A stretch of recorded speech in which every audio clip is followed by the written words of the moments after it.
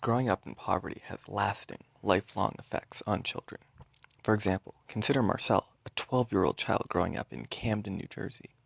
He weighs as much as a grown man because of health problems, but eating healthy is prohibitively expensive for him. He's scared to be outside because kids often get killed in their violent feuds as collateral damage, and recently, the city laid off half its police force due to budget cuts. Camden has a 70% high school dropout rate, and only 13% of the children there pass the state math exam. Imagine if only 13% of us pass the calc exam tonight. Kids don't pick where they're born into, and we can't leave kids with poor parents behind.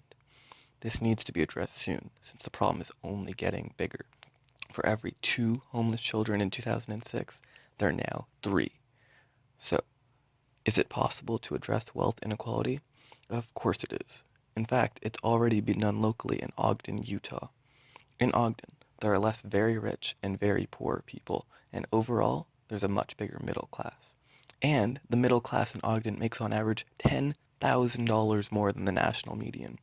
People in Ogden have a very low 3.5% unemployment rate, and they have an economy which grows much faster than the national average. So, how can we scale Ogden's wealth equality success nationwide? First, we need to make sure that everyone who wants a job can get one. Currently, the real unemployment rate in America is 11%, but this disproportionately affects certain demographics. For example, 51% of African American youth are unemployed. A large federal jobs program is needed to make sure that people have opportunities to work.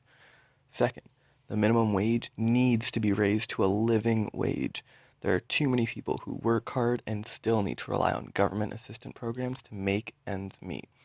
This means raising the minimum wage from $7.25 an hour to a real living wage of $15 an hour. Lastly, we need to start discussing issues like this a lot more so that real change can actually happen. Until people demand wealth equality, the status quo will only get worse. Ultimately, how we handle this injustice will define working conditions for generations to come. Let's work towards a world that we all want to work in. In the words of Bernie Sanders, a nation will not survive morally or economically when so few have so much and while so many have so few. Thank you.